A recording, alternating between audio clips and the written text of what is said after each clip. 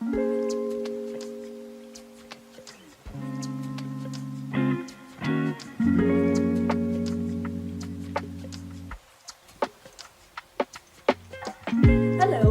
and welcome back to my channel. So this is gonna be the 1-year update of my plants, my OB. A lot of things have changed since I made that first video, so I thought I would go through what has happened with my plant and what has sort of happened in the world since I recorded my first video. So yeah, I'm gonna try to make this video kind of short because there's a lot of things that I could talk about, but I'm gonna try to narrow it down a bit. Okay, so first things first. So I've had my obliqua now for 12 months, so 1 year, and it's been quite a honeymoon. It's been doing so great. It's been pushing out new green leaves, and they've been super big and fenestrated, and it's been growing with like super tight nodes, and it's just been great. I haven't understood what the problem is with obliquas, and I'm like, it's been so fine, it's been growing, it's been happy and pushing out leaves and yada yada yada. Until it's been so stressful. I don't know if this was the trigger, but the plant had been like shooting out new leaves on and on and on again, and it's been doing pretty good. And then it sort of slowed down and like stopped pushing out new leaves, and it lost a couple of like old leaves, like the first leaf I got with it, and like one more like very juvenile leaf, which I didn't think too much about because that happens, you know.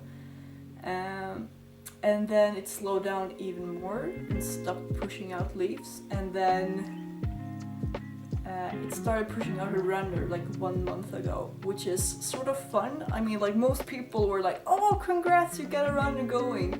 And I know a lot of people have been like, oh, when will you get a runner on your obliqua? And I've been even looking into like making it shoot a runner, because I kinda, it would be nice to have a backup plant at least. So I've been sort of wanting a runner, but now that I have one, it's really taking a toll on the plant. It's been like losing leaves, big leaves. I think it has 4 or 5 left, for like of the big ones. Before it was a lot more bushy, now it's like a bit bald, shall we say. And the leaves that I do have are sort of yellowing, and I don't know what to do. I don't know if it's the environment that it's in. It's in the same window and in the same spot that it's always been pretty much. I've changed the room, but I don't think it shouldn't be the room, like the glass container that it's in, because I've had plants in that before and they did fine. So I don't think it's that either. I'm thinking I might have to repot him quite soon because he's quite root bound, but in my experience, obliquas Monsteras kind of like being root bound, but I don't know, he's kind of being a bitch, so I'm thinking that maybe he's root bound and I need to repot him. So I think that's gonna be my next plan of attack, to fix the problems with the yellowing leaves and runner that just keeps on running, pretty much. So far it's not too bad, but I'm getting stressful, and I really wanted a big bushy nice Monstera obliqua in my home, and now I have a balding Monstera obliqua that is just slowly dying. I'm getting the vibes of, it's probably not dying, he's probably fine. I think he's fine, but, and most people I've talked to say he's fine, but I still kinda get stressed about it. I'm gonna show you a clip now of his like terrarium or glass cloche room thing box that is in, and then I'll show you what's inside of it and talk a bit about it. So this is how I have it now. It's in this glass box that was previously a like lantern, sort of outdoor lantern for like big candles and stuff, but then I fixed the roof and isolated it and stuff, so now I have it in here. So obviously the first thing you see is one of these. It's like a sticky paper, I don't know what it's called, it's a fly trap pretty much, and it's to make sure I don't have any pests, and the only things you can see here is gnats as far as I can tell, And I haven't seen anything else other than gnats in here, so that's kind of cool.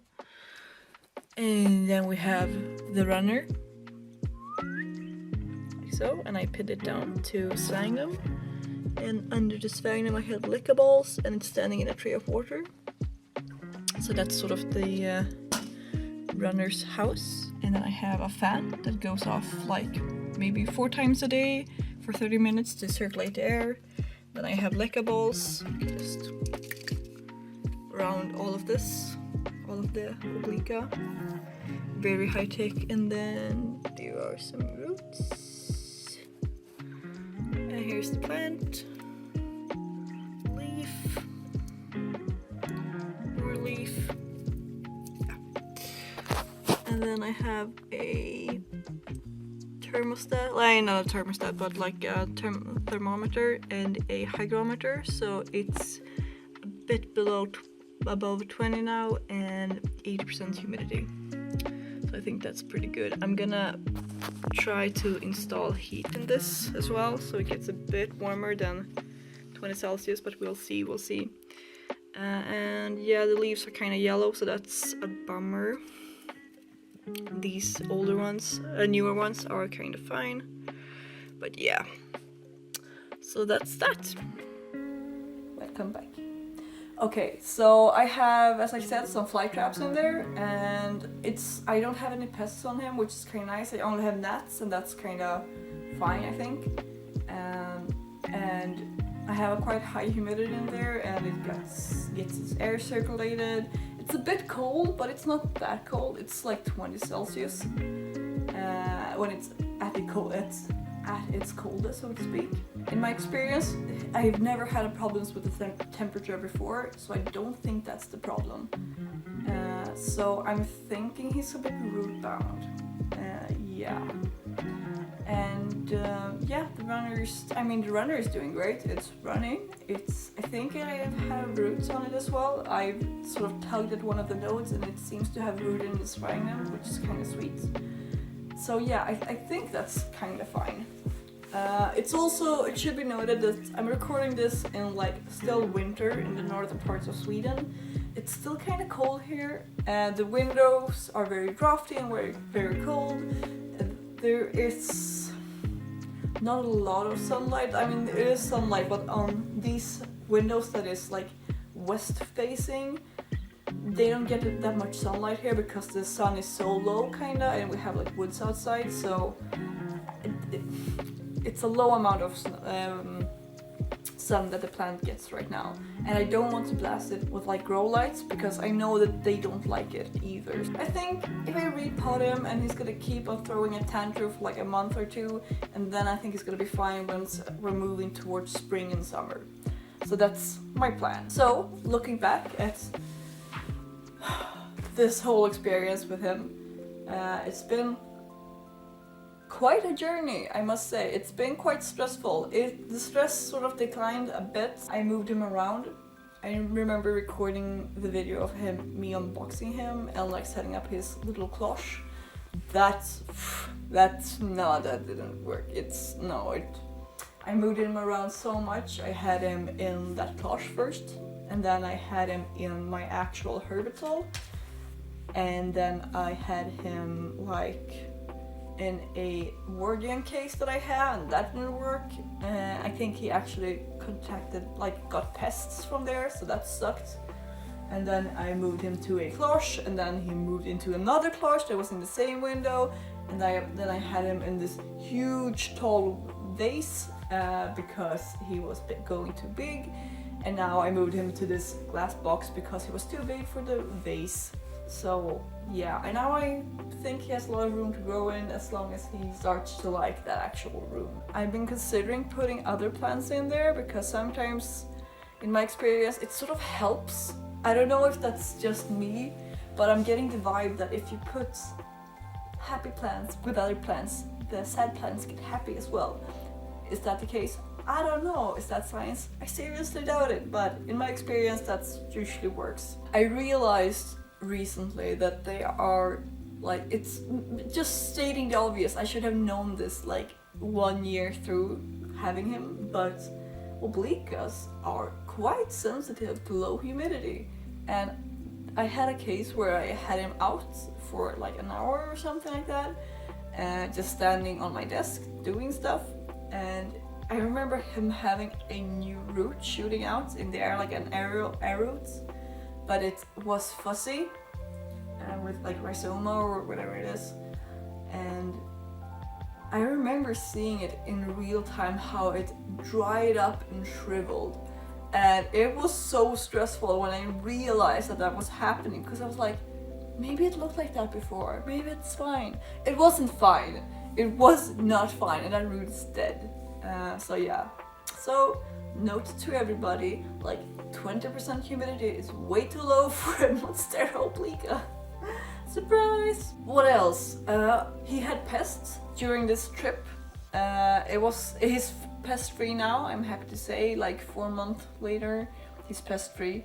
I think he had trips. I treated it like crazy. I literally had like a forehead lamp on, and then I sat with like Q-tips and like different pesticides and just like checking each leaf like every other day for like 2 weeks, and he became pest free, and I have not seen anything since. I now check him on a regular basis as well, of course, but I think he's free from pests now. And I mean, pro tip, if you want to get rid of pests, picking them off one by one with like a forehead lamp every other day works really well. That's like the best tip ever. He also had, or still has, a bit of root rot. I think that's also due to like him being a bit crammed in his current pot. So yeah, I'm gonna repot him, but it's not that bad of a root rot. You can see like a lot of fresh, healthy roots, and then a couple of like black dead roots. So yeah, he has very, like, in difference to most Monsteras, he has very small, sensitive, delicate roots, and I don't think he's gonna get that much bigger roots in like anytime soon. So yeah, they are kind of divas, the roots. I thought I'm probably gonna get questions about this, so I'm just gonna answer it. I will cut the runner when it's time, when it's long enough, or when it's done running or whatever. I will cut it and prop it into small new baby obliquas, so that's fun. I'm really excited about that.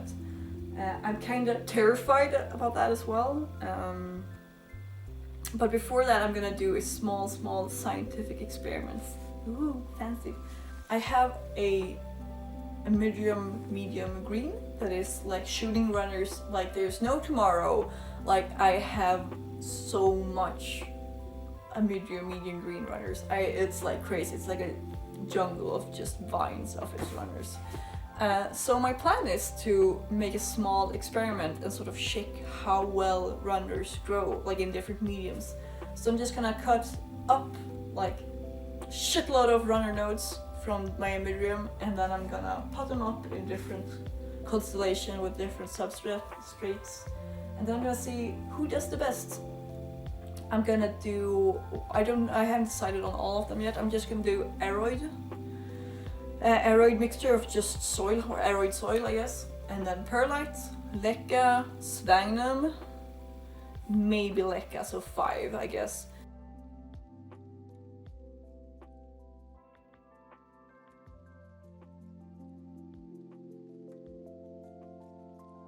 So I'm gonna do 5 different versions of soil, and then I'm gonna try to like either put them on top or shove it in. So I'm gonna do that, and then I'm gonna try to repeat that a couple of times, so I have like 4 per experiment or something like that, like 4 different replicas of each test, I guess. Very scientific, I know. Can you tell that I have a master's degree in biology? So I'm gonna try that, because those runners are very similar, both in appearance and in characteristics when it comes to, in comparison to Monstera runners. So I think that's gonna be a good experiment, and I think I might make a video of it. I think so. It should be kind of fun. I haven't seen that many like scientific videos on stuff like that. That's pretty much it on OB, I guess. So when I bought him, I bought them from the rare plant shop, in case no one you haven't noticed that yet, I guess. When I bought them, it was so hard to find obliquas. It was like they were super expensive, and I got them at a time where it wasn't too expensive. It's still like a lot of money, but not too expensive. And they just boomed in price. Like, it was insane. For like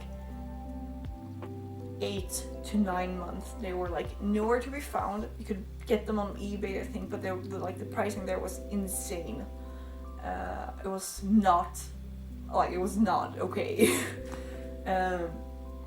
So they just exploded in price, and like they were nowhere to be found, and like there were no sellers. So I got all the emails about like selling obliqua nodes or plants, which I obviously couldn't or wouldn't do for that matter.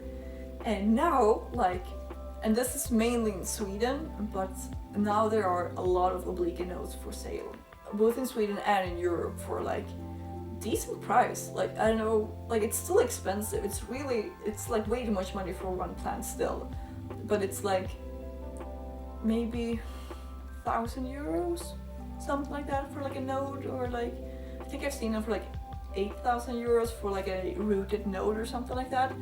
And I mean, it's a lot of money, but like they've been going for like 2,000 to 3,000 euros a node, and barely rooted then as well. So they are decreasing, and mainly they are way more available now. It's so insane. It's kind of nice that it's not like, oh my god, it's so less stressful now to have it, because people aren't like writing to me, and like other people can get it and like do their thing as well. And yeah, I think it's gonna be a way less hyped plant. Now there are like other plants that are more hyped, like the other obliquas, or like philodendrons like Ilseminii, or like Birdmark's Fantasy, or like Philodendron Beatiae variegata. It's like that one is impossible to get, and when you get it, like, it's so expensive. So there are a lot of plants now that are like booming up, whilst like the Monstera, like Monstera obliqua or variegated Madansonii, are like decreasing and are becoming way more available. So I think that's kind of nice, and it's sort of taking the heat from the Monstera genus now and moving it over to philodendron. So now philodendron is going to be the new thing for 2021. Mark my words. Or Hoyas, maybe Hoyas. I'm growing, Hoyas are growing on me. Not literally, but almost literally. You know. So I think that's it, pretty much, for this video. I don't have that much more to say. Thank you for sticking around. I think I'm not gonna make any more updates really on like just having him from now on, because it's been my 1 year mark, and I don't think there's that much more to say really. I might make a video of like that Amidium runner experiment that I was talking about, so stay tuned for that. And yeah, if you want to see more stuff, or like when I prop him, or yeah, let me know. Meanwhile, take care of each other. Don't forget to water your plants, and yeah, take care. Peace.